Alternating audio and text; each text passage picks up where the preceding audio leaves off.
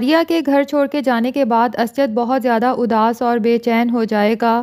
اسجد تو چاہتا ہے کہ وہ ماریا کو جا کے منائے، لیکن بیبی ایک دم سے پریشان ہو جاتی ہے اور مزید شیطانی لگاتی ہے کہ اگر تم اسے جا کے مناؤ گے تو وہ عادت ہی بنا لے گی چھوٹی چھوٹی بات پر ناراض ہو کر اپنی ماں کے گھر جا کر بیٹھنے کی، اور پھر تم ساری زندگی یہی کام کرتے رہ جاؤ گے۔ بہرحال اسجد کو بہت افسوس ہوتا ہے کہ اتنا عرصہ ساتھ رہ کے بھی ماریا اس کو سمجھی نہیں، اور وہ سوچتا ہے کہ کبھی کبھی تو دو لوگ ایک دوسرے سے اتنے مانوس ہوتے ہیں کہ بنا کہے ہی ایک دوسرے کی بات سمجھ جاتے ہیں، اور کبھی ایک دوسرے کے پاس رہ کے بھی ایک دوسرے کو نہیں سمجھ پاتے۔ اب بیبی کی پوری کوشش ہے کہ ماریا کبھی بھی اس گھر میں واپس نہ آئے، اس لیے وہ امبر سے تعلقات بڑھانے کی کوشش کرے گی اور امبر میں یہ غلط فہمی پیدا کرنے کی کوشش کرے گی کہ اسجد کے دل میں آج بھی تمہاری ہی محبت زندہ ہے، کیونکہ پہلی محبت انسان بھول نہیں سکتا۔ اور امبر جو کہ اپنی طلاق کی وجہ سے بہت زیادہ پریشان ہے، اس کو بیبی کی باتیں سن کر امید کی کرن نظر آئے گی، اور وہ یہی سمجھے گی کہ شاید واقعی ہی اسجد جو اس پر اتنا مہربان ہے، شاید یہ محبت ہی کی وجہ سے ہے۔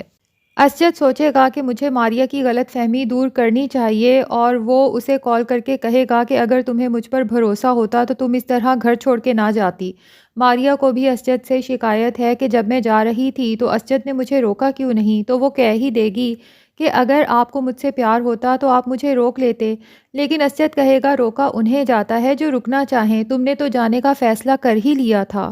اب بیبی جان بوجھ کر کچھ ایسا گیم کھیلے گی کہ اسجد کو ہی امبر کو ڈراپ کرنے گھر جانا پڑے تاکہ امبر اسجد کے مزید قریب ہو سکے،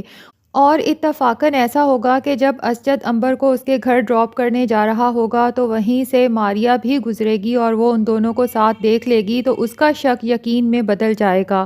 اسجد تو ماریا کا ری ایکشن دیکھ کر بہت زیادہ پریشان ہو جائے گا کہ کس طرح سے یقین دلائے کہ وہ صرف اور صرف امبر کو گھر ڈراپ کرنے جا رہا ہے، لیکن اب یہ غلط فہمی لگتا ہے مزید بڑھتی جائے گی اور بیبی کی لگائی گئی شیطانی اپنا کام کر جائے گی۔